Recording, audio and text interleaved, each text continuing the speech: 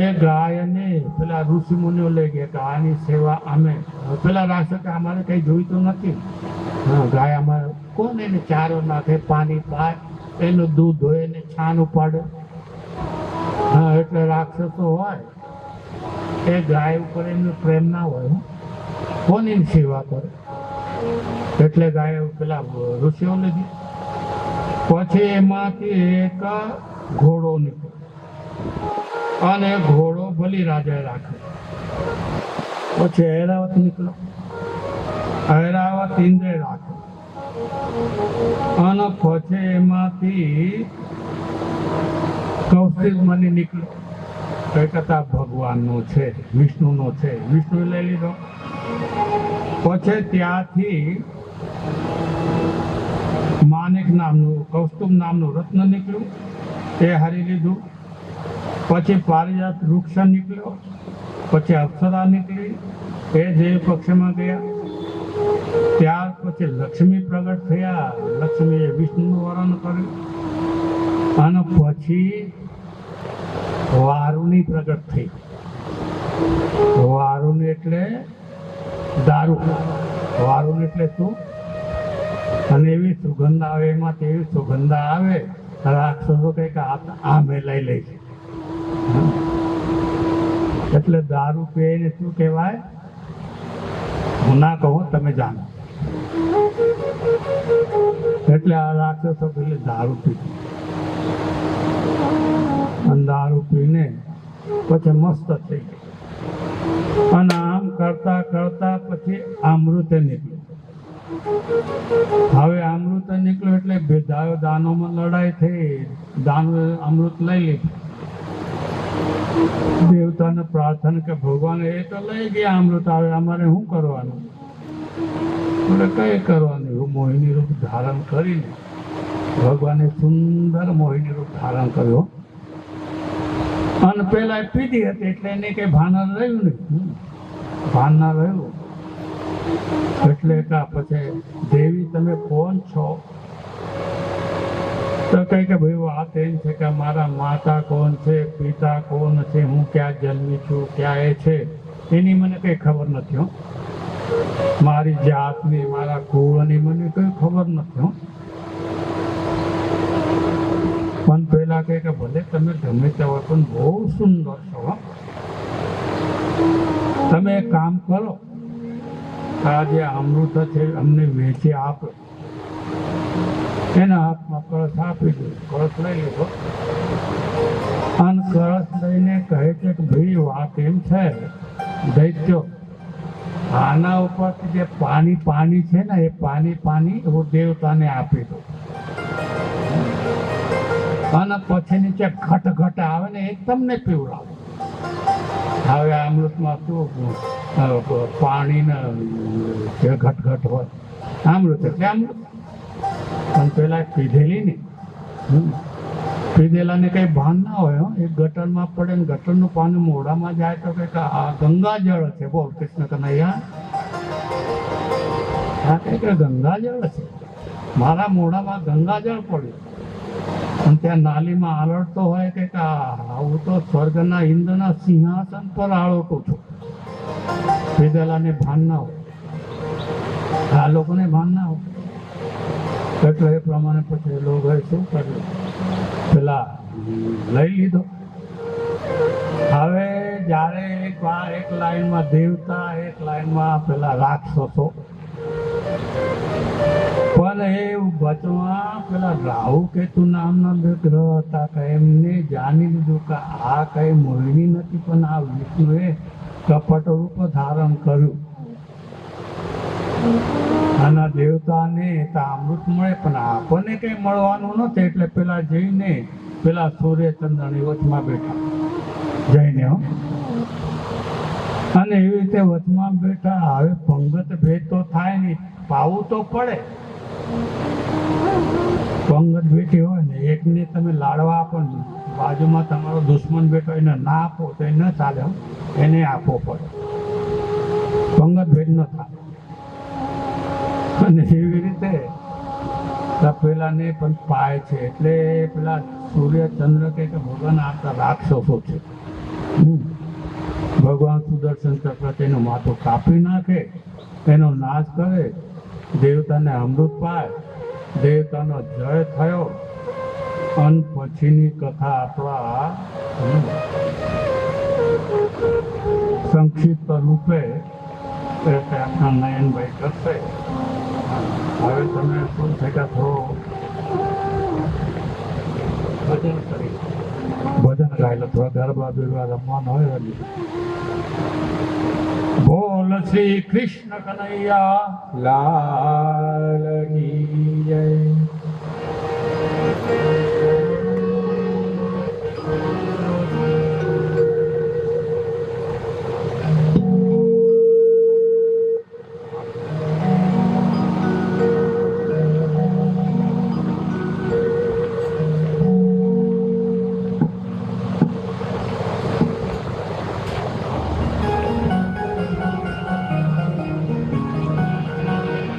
રથમાં બેસીને ઉદ્ધવ એકલા કેમ આવ્યા?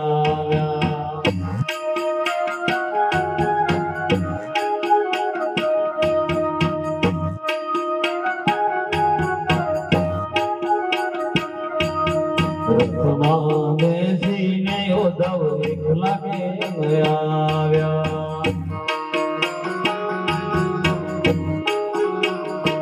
મારા ગાદોડાને ક્યાં મૂકી આવ્યા? કોને ઉદ્ધવ એકલા કેમ આવ્યા?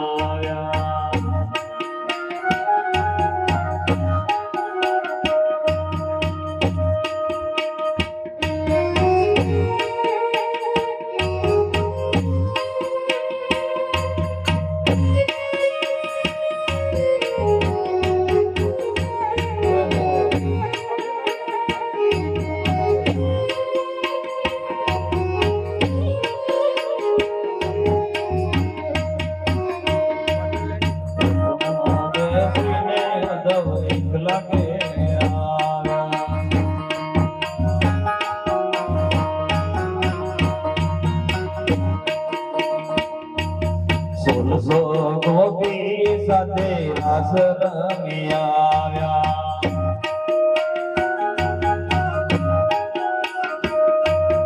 સોલસો ગોપી સાથે રાસ રમી આવ્યા.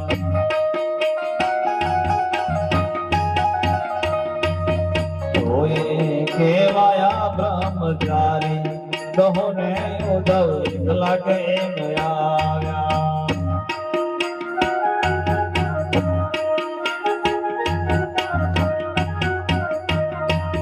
રથમાં બેસીને ઉદ્ધવ એકલા કેમ આવ્યા?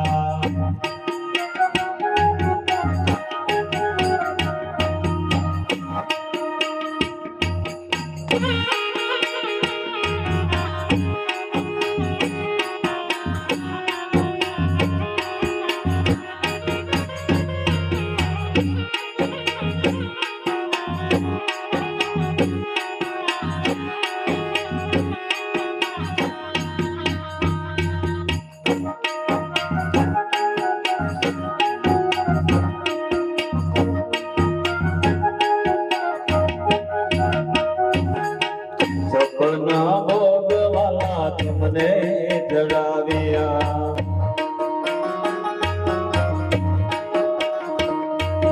સપના ભોગવાલા તમને રે જડાવ્યા.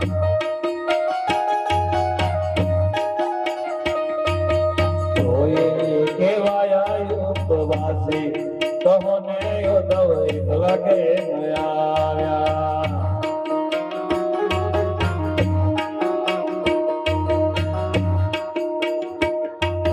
રથમાં બેસીને ઉદ્ધવ એકલા કેમ આવ્યા?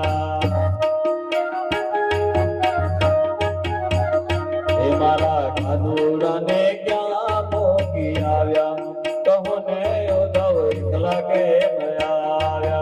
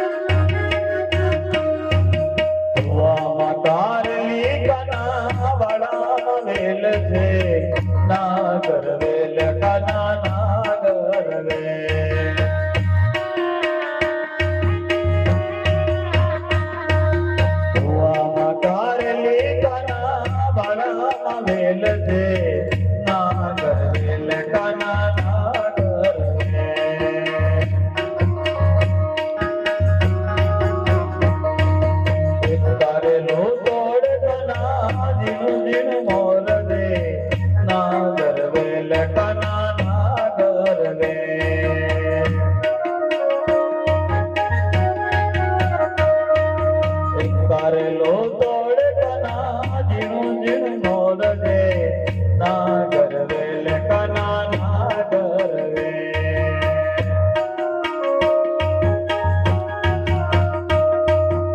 વામાં કારેલી કના વાળામાં વેલજે ના ગરવે લે કના ના ગરવે હે મારું વનરાવન છે રોડું રે વૈકુંઠની રે આવો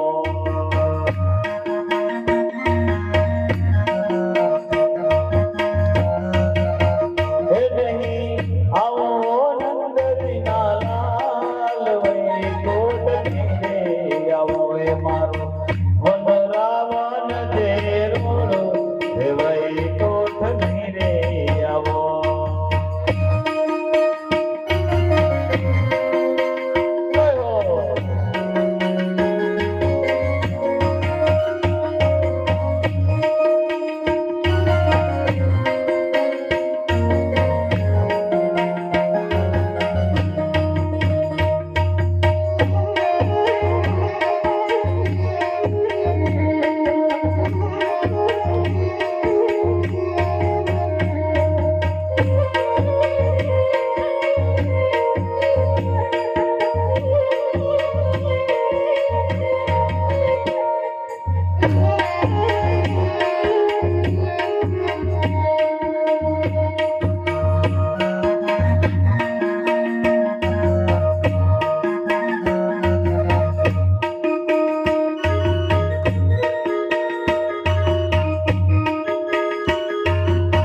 હે મારી શેરીએથી કાન કુંવર આવતારેલો મુખથી મોરલી વગાડ કાઢેલો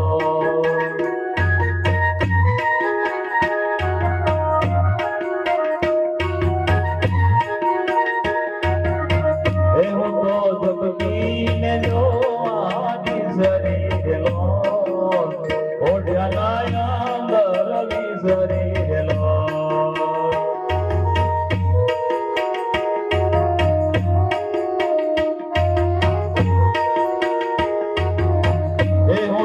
જબકીને જોવાની શરીરેલો ઓઢનાયા ગરવી શરીરેલો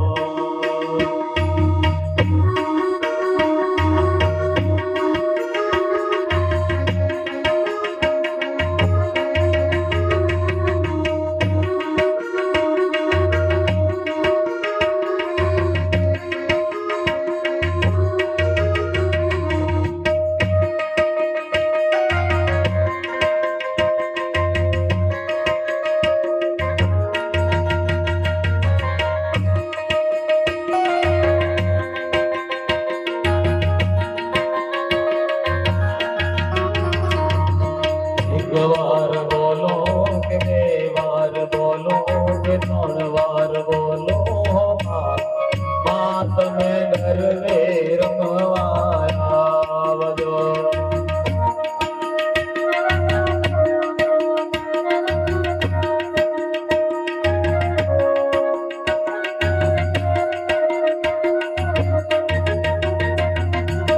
એક વાર બોલો કે બે વાર બોલો કે ત્રણ વાર બોલો માં તમે ગરવે રમવા આવજો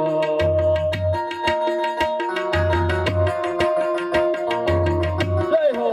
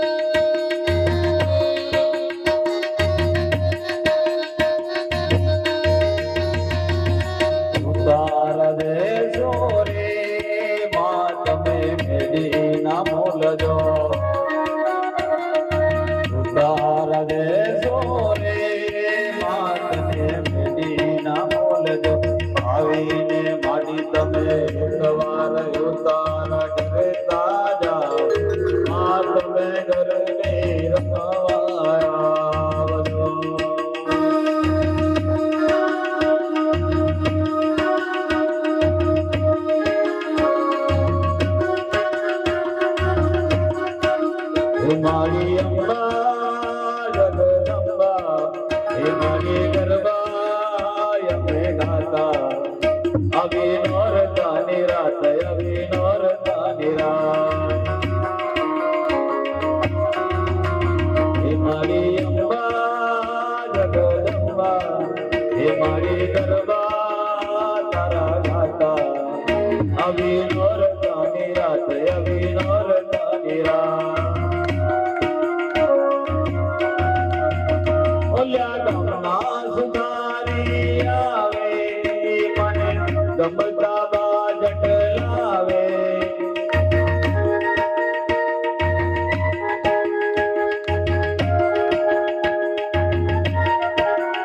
ઓલ્યા ગામના સુધારી આવે મને ગમતા બાજટ લાવે મારી અંબા જગદંબા હે મારી ગરબા તારા ગાતા આવી નોરતાની રાત આવી નોરતાની રાત હે મારી અંબા જગદંબા હે મારી ગરબા તારા ગાતા આવી નોરતાની રાત આવી નોરતાની રાત કોણ મારી અંગૂઠડી નો જો સૈયર મારી અંગૂઠડી ગોવાળી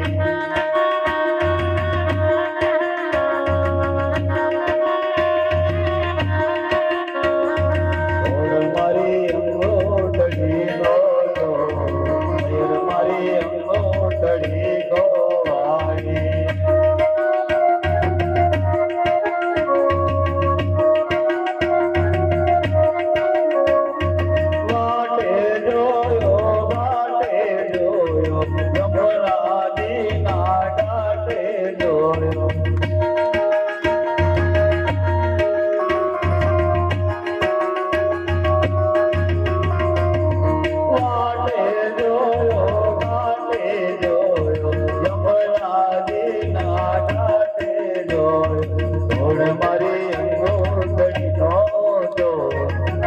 મારી અંગૂઠડી ગોવાળી લીંબુડા ઝૂલે તારી બાગમાં સગીલા રાજ લીંબુડા ઝૂલે તારી બાગમાં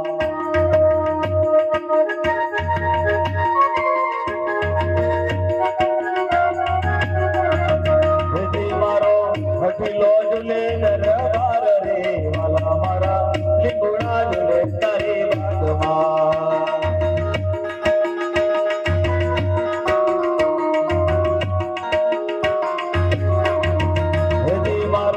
હઠીલો ઝૂલે દરબાર રે વાલા મારા લીંબુડા ઝૂલે તારી બાગમાં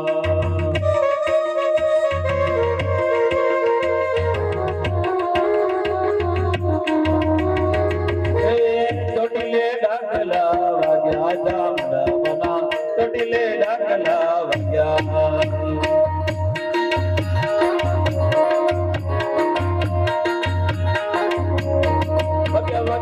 ચોટીલે ડાકલા વાગ્યા જામડામના ચોટીલે ડાકલા વાગ્યા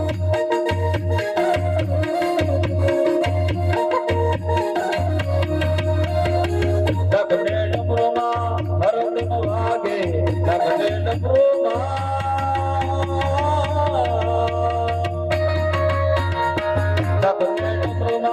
હરદમ વાગે ભૂતડા જાય બધા ભાગ્યા જામડામના ચોટીલે ડાકલા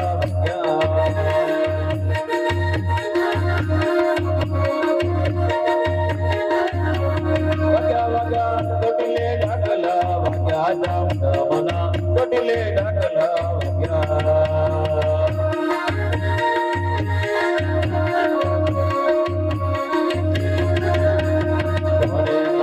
માનો રોજો મારી ઘોડલ માનો રોજો મારી આઈ ઘોડલ નો રોજો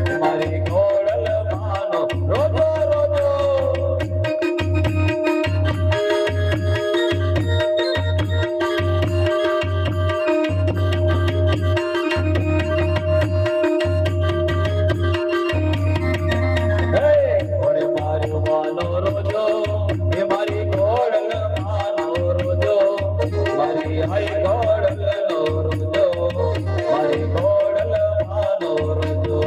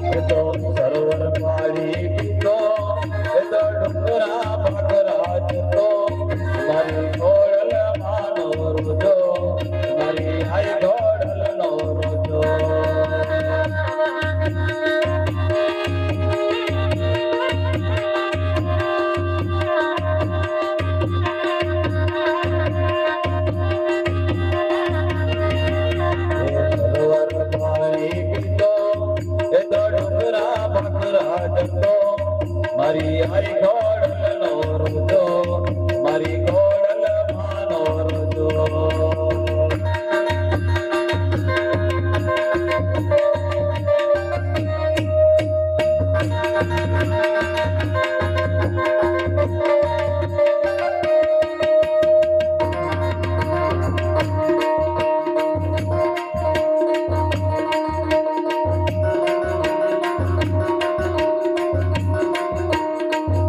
હાલો ને નંદલાલ જીત તારા લટકાનો નથી મોહ લટકે હાલો રે હો લટકે હાલો રે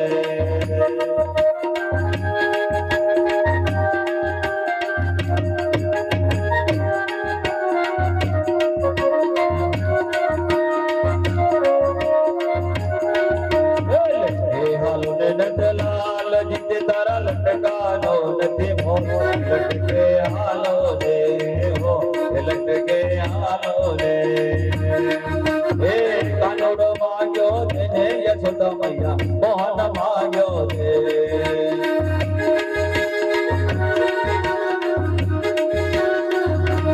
ઓ કાનોડો માંગ્યો તેને યશોદા મૈયા મોહન માંગ્યો છે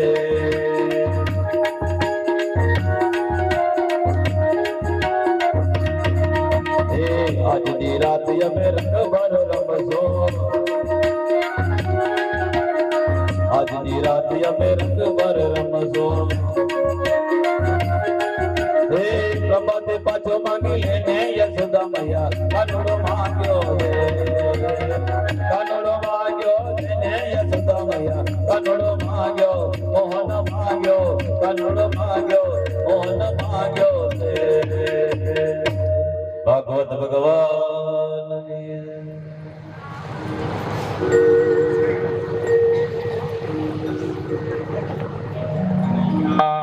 લાલ કી જય સદગુરુ દેવ કી જય નારાયણં પદ્મભવં વસિષ્ઠં શક્તિં ચ તત્પુત્રપરાશરં ચ વ્યાસં શુકં ગૌડપદં મહાન્तं ગોવિન્દ્રયોગીન્દ્રમથ શિષ્યં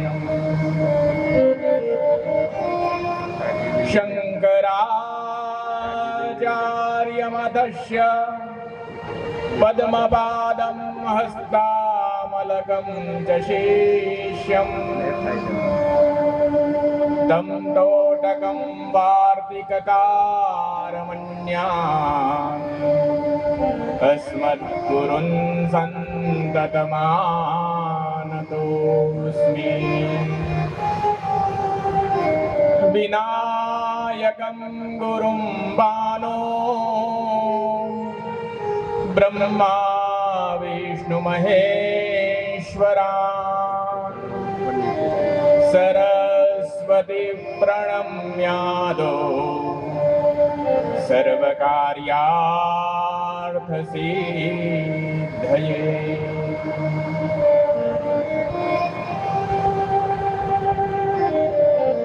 પરમ પાવનકારી મંગલકારી જીવો માત્રનો ઉદ્ધાર કરવા વાળી શ્રીમદ ભાગવતની કથા પૂજ્ય ગુરુદેવના મુખારવિંદથી આપણે સૌ શ્રવણ કરી રહ્યા છીએ.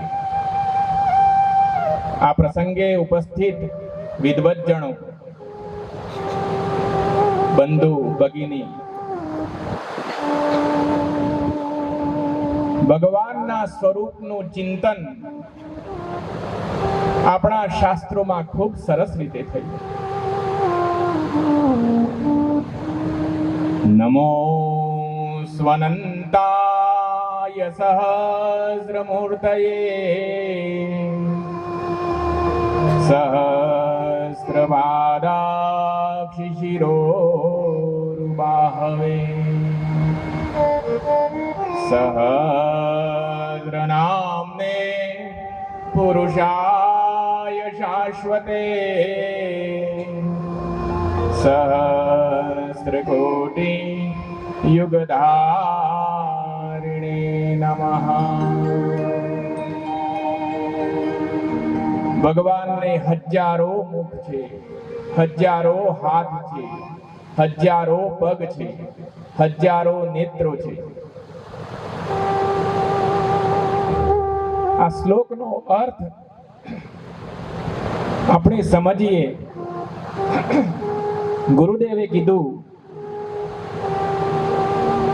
કે જીવ એ ઈશ્વરનો અંશ છે. એટલા માટે દરેકમાં એ પરમાત્મા રહેલો છે.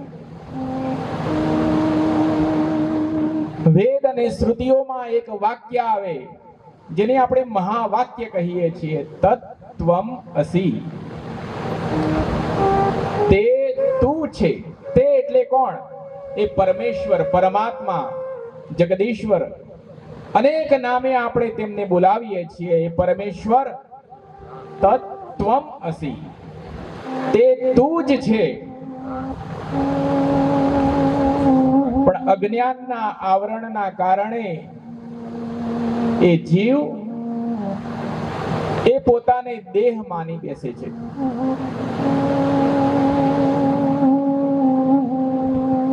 એ આપણો જીવ એ પોતાની જાતને દેહ માની બેઠેલો છે.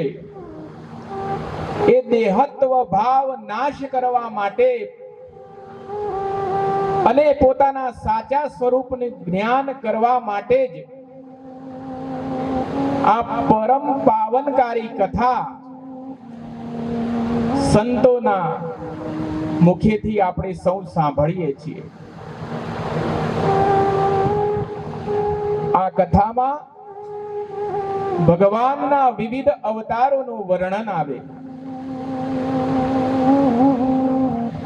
અવતાર શબ્દમાં વ્યાકરણની રીતે જોઈએ તો અવતૃ નામનો ધાતુ છે.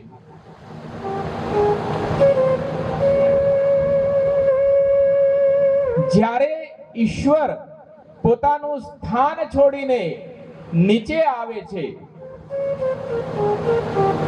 સૌનું કલ્યાણ કરવા માટે આવે છે, ત્યારે આપણે તેને અવતાર કહીએ છીએ.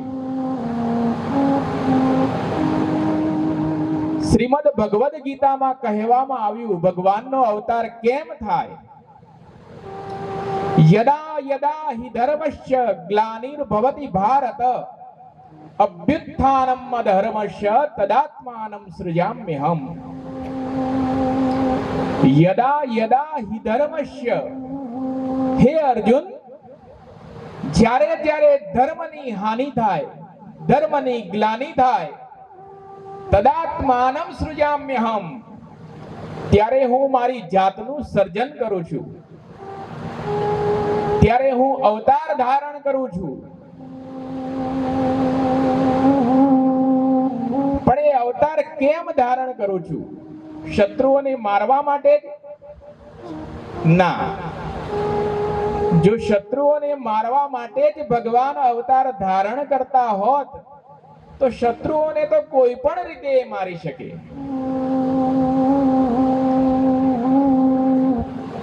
અભ્યુત્થાનમ અધર્મસ્ય તદાત્માનમ સૃજામ્યહમ. જે અધર્મ વધી ગયો હોય તો એ અધર્મને ડામવા માટે અને ધર્મનો ઉદય કરવા માટે. હવે આ ધર્મ એટલે શું? તો સત્ય, દયા, દાન, તપ, ઇન્દ્રિયોનો નિગ્રહ, આ બધા સ્વાભાવિક ધર્મ છે મનુષ્યના. જ્યારે મનુષ્ય એ પોતાના ધર્મનું આચરણ કરવાનું છોડી દે ત્યારે એમને સાચો રસ્તો બતાવવા માટે, એમનું યોગ્ય માર્ગદર્શન કરવા માટે, હે અર્જુન, હું અવતાર ધારણ કરું છું. બીજા શ્લોકમાં એવું કહેવામાં આવ્યું, પરિત્રાણાય સાધૂનામ વિનાશાય ચ દુષ્કૃતામ ધર્મ સંસ્થાપનાર્થાય સંભવામિ યુગે યુગે. હું દરેક યુગમાં અવતાર ધારણ કરું છું. આપણા 4 યુગ કહેવામાં આવ્યા: સત્યયુગ, દ્વાપર યુગ, ત્રેતા યુગ અને કલિયુગ. ગુરુદેવે મન્વંતરોની વાત કરી કે દરેક યુગમાં ભગવાન અવતાર ધારણ કરે. રામચરિત માનસમાં કહેવામાં આવ્યું, વિપ્રધેનુ સુર સંત હિતકારી લીજે નાથ મનુષ્ય અવતારી. ગાયની માટે, સંતોની માટે, મહાત્માઓની માટે, સજ્જનોની માટે ભગવાન અવતાર ધારણ કરે છે. ભગવાનની વિવિધ અવતારોની કથાનું આપણે શ્રવણ કરી રહ્યા છીએ ત્યારે સૂતજી હવે આપણને એક પ્રસંગ કહે છે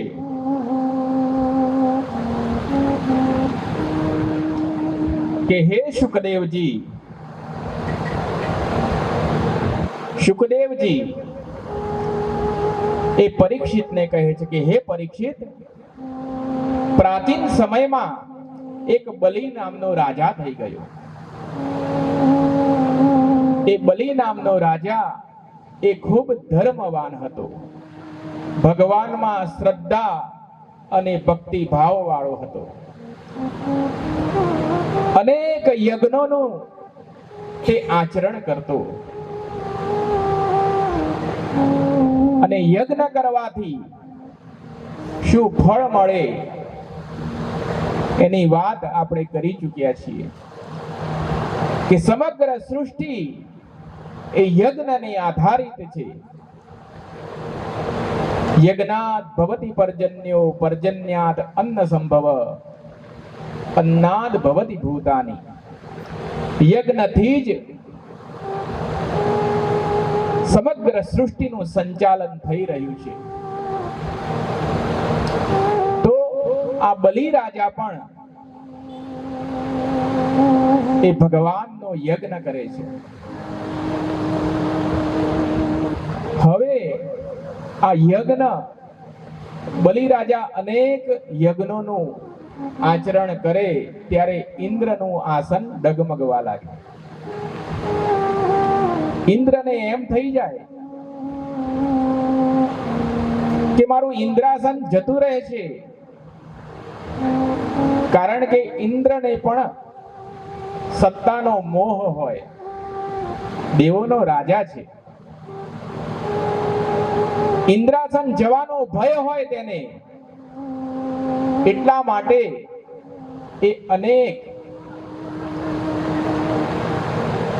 ભગવાનની શરણે જાય અને ભગવાનની શરણે જાય અને કહે કે હે પ્રભુ, આ બલિ રાજા યજ્ઞ કરે છે, આપ તેના યજ્ઞમાં જાઓ અને પોતાની લીલા કરો.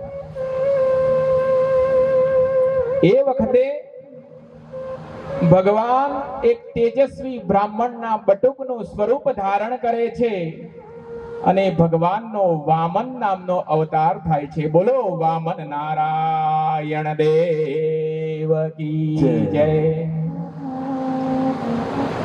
બલિરાજા જ્યાં યજ્ઞ કરતા હતા એ યજ્ઞની ભૂમિ ઉપર આ બ્રાહ્મણ બટુક આવે છે.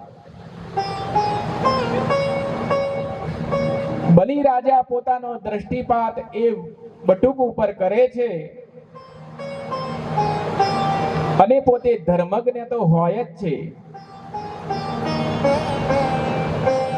આશ્ચર્યચકિત થઈ જાય છે. ઓહો હો હો, આટલો બધો તેજસ્વી આ બ્રાહ્મણ, આ કોઈ સામાન્ય બ્રાહ્મણ નથી લાગતો. હજારો બ્રાહ્મણો નું મેં દર્શન કર્યું છે, પણ આ બ્રાહ્મણ બટુક કંઈક વિશેષ લાગે છે. આ બ્રાહ્મણનો આદર સત્કાર અવશ્ય થવો જોઈએ, એને દક્ષિણા અવશ્ય આપવી જોઈએ અને એના આશીર્વાદ આપણે મેળવવા જોઈએ. આમ બલિરાજા વિચાર કરે છે. યજ્ઞશાળામાં અંદર આવવાનું એ બ્રાહ્મણ બટુકને આમંત્રણ આપે છે. યોગ્ય આસન આપે છે, આતિથ્ય સત્કાર કરે છે, એમની પૂજન કરે છે અને બે હાથ જોડીને બલિરાજા એ બ્રાહ્મણ બટુકને પૂછે છે કે હે બ્રાહ્મણ, તમને હું દક્ષિણામાં શું આપું? મારી પાસે જે કંઈ પણ સંપત્તિ છે એ સંપત્તિ ભગવદ કૃપાથી જ મને પ્રાપ્ત થઈ છે, હું તમને શું આપું? ત્યારે તે બ્રાહ્મણ બટુક કહે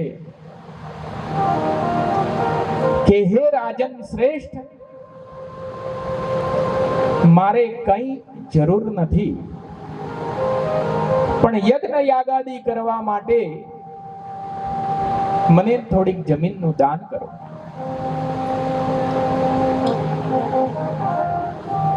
બલિરાજા કહે તમારે કેટલી જમીન જોઈએ? આખું સામ્રાજ્ય મારું છે, તમે કહો તો આ સામ્રાજ્યનું હું દાન કરી દઉં. બલિરાજા વામન બટુક કહે કે હે રાજા, મારે એટલી બધી જમીનની જરૂર નથી, મારે તો માત્ર યજ્ઞ થઈ શકે એટલા માટે 2 ડગલા જમીનની જ માગણી હું કરું છું.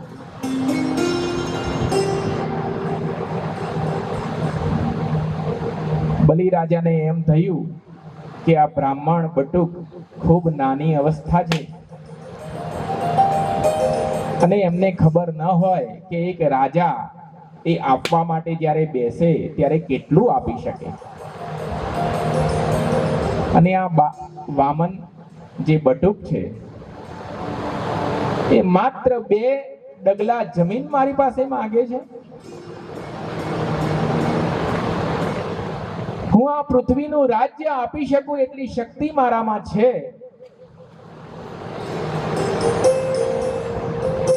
આવું મનોમંથન કરે છે, પણ બ્રાહ્મણ બટુકની વાત એ કેમ ટાળી શકે?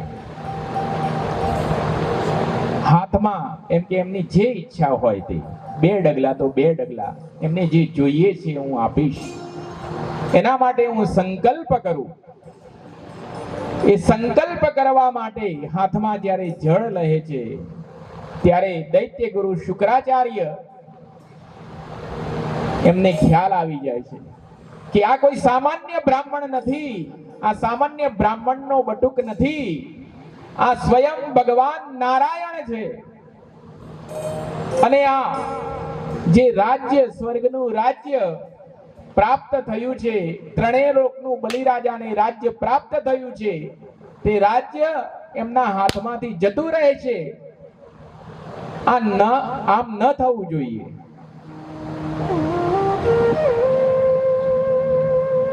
એટલે જે સંકલ્પ કરવાની જે ઝાડ હતી પાણીવાળી, એ ઝાડનું જે નારચ્યું હતું એમાં આ દૈત્ય ગુરુ શુક્રાચાર્ય એમાં પ્રવેશ કરી દીધો. આ જે બલિરાજા છે એ સંકલ્પ માટે જળ લેવા માટે અનેક પ્રયાસો કરે પણ પાણી અંદરથી બહાર આવતું નથી. વિચારમાં પડી ગયો કે આ પાણી કેમ બહાર નથી આવતું. એ વખતે આ બ્રાહ્મણ બટુક સમજી જાય છે કે આ શુક્રાચાર્યએ જળને રોકી રાખ્યું છે. એટલે એ યજ્ઞશાળામાં એક દર્ભ પડ્યો હતો.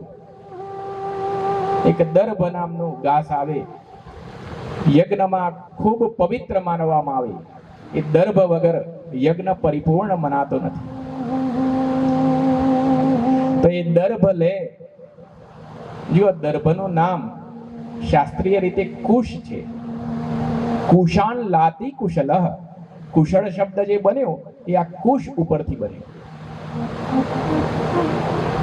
કારણ કે એ લાવવા માટે ખૂબ કુશળતા જોઈએ, ખૂબ તીક્ષ્ણ હોય. જો આપણે ધ્યાન ન રાખીએ તો આપણા હાથ તરત કપાઈ જાય, એમાં ઘા પડી જાય.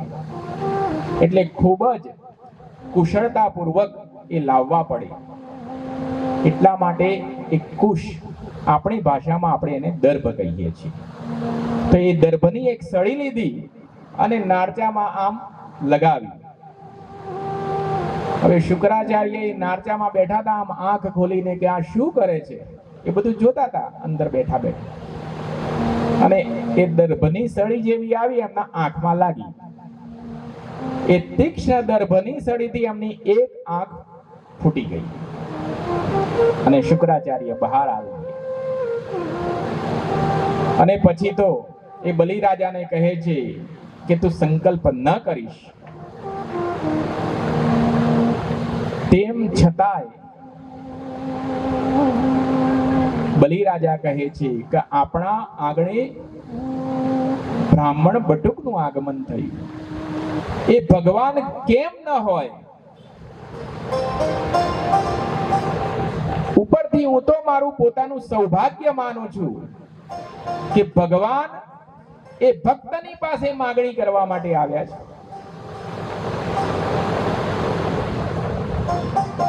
મેં મનથી સંકલ્પ કરી દીધો છે. વેદોમાં આવે તન્મે મનઃ શિવ સંકલ્પમસ્તુ. હંમેશા આપણું મન એ સારા સંકલ્પ વાળું હોવું જોઈએ. જો આપણો સંકલ્પ સારો ના હોય તો એનું શુભ પરિણામ આપણને પ્રાપ્ત થતું નથી. એટલા માટે સંકલ્પ શુદ્ધિ એ ખૂબ જરૂરી છે. આ બલિરાજા એ સત સંકલ્પ કરે છે અને સંકલ્પ બોલે છે વિષ્ણોર વિષ્ણોર વિષ્ણો શ્રીમદ ભગવતો મહાપુરુષિષ્ય વિષ્ણોરાજ્ઞયા. આમ કરીને સંકલ્પ બોલે છે. અને એ બ્રાહ્મણ બટુકને 2 ડગલા જમીન આપવા માટે ની તૈયારી કરે છે. અને 2 હાથ જોડીને કહે છે કે હે દેવ, તમે આ જમીન માપી લો 2 ડગલા. ત્યારે ભગવાન એ વિરાટ સ્વરૂપ ધારણ કરે, વામનમાંથી વિરાટ થાય, સમગ્ર બ્રહ્માંડ જેનામાં સમાઈ જાય એવું સ્વરૂપ ભગવાન ધારણ કરે અને પોતાનો 2 ડગલામાં સમગ્ર પૃથ્વીલોક અને દ્યુલોક સ્વર્ગલોક એ બંને 2 ડગલામાં માપી લે.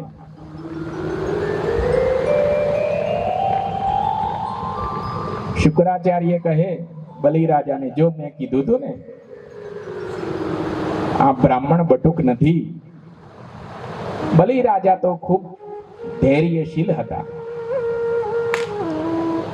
એમને કીધું વાંધો નહીં, ભગવાન મારી પાસે આવ્યા એનો જ મને ખૂબ આનંદ છે, મને દર્શન આપ્યા એનો જ મને ખૂબ આનંદ છે.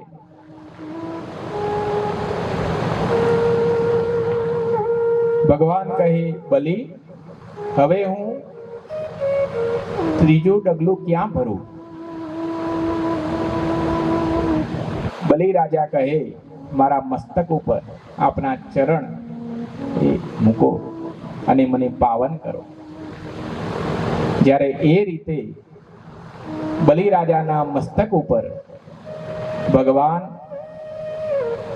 પોતાનો ચરણ રાખે છે, ત્યારે એ બલિ રાજા એ પાતાળમાં પ્રવેશ કરે છે. એવું કહેવાય છે કે આજે પણ એ પાતાળનું રાજ્ય એ બલિ રાજા કરે છે. આપણે 7 પાતાળોની વાત કરી હતી. અતલ, વિતલ, સુતલ, તલાતલ, રસાતલ, મહાતલ, પાતલ. 7 પાતાળો. અને એ પાતાળોમાં આજે પણ બલિ રાજા રાજ્ય કરે છે. તો એવી ભગવાનની પરમ પવિત્ર અને પાવનકારી વામન ભગવાનની વાત એ શુકદેવજી રાજા પરીક્ષિતને જણાવે છે. રાજા પરીક્ષિત કહે છે કે હે પ્રભુ, અમને ભગવાનના અનેક અવતારોની, એમના જે અવતારો થયા હોય એ અવતારોની વાત તમે મને કહો. ત્યારે શુકદેવજી એ કહે, હે પરીક્ષિત, તમે સાંભળો, આગળ હું તમને બીજી વાત કહું છું. ગાધી નામે એક રાજા હતા. એમને કોઈ સંતાન નહોતું, પુત્રહીન હતા. એ રાજા રુચિક નામના ઋષિ પાસે ગયા અને પુત્રની માગણી કરી. સંતો, મહંતો, તપસ્વીઓ, જ્યારે આપણે તો બધા સંસારીઓ છીએ, પણ એ સંસારીને જ્યારે દુઃખ આવે એટલે ધર્મનું શરણું લે, ભગવાનનું શરણું લે. આ રાજા એ આ ઋષિ પાસે જાય છે અને ઋષિ પાસે જઈને યાચના કરે છે કે મને પુત્ર પ્રાપ્તિ થાય એવા આશીર્વાદ આપો. આ રુચિક નામના ઋષિએ 2 ચરુ તૈયાર કરે છે.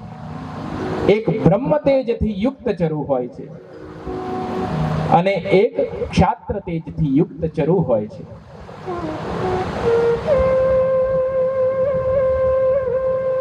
બ્રહ્મ તેજથી યુક્ત એટલે શ્રેષ્ઠ જ્ઞાની બ્રાહ્મણનો જન્મ થાય અને ક્ષાત્ર તેજથી યુક્ત એટલે ક્ષત્રિયોચિત જે કર્તવ્ય હોય એ ક્ષત્રિયોચિત કર્તવ્ય કરવા વાળા પુત્રની પ્રાપ્તિ થાય. એ 2 ચરુ તૈયાર કરીને આ ઋષિ એ સ્નાનાદિ માટે નદીમાં સ્નાન કરવા માટે જાય છે. એટલામાં આ બંને ચરુની અદલા બદલી થાય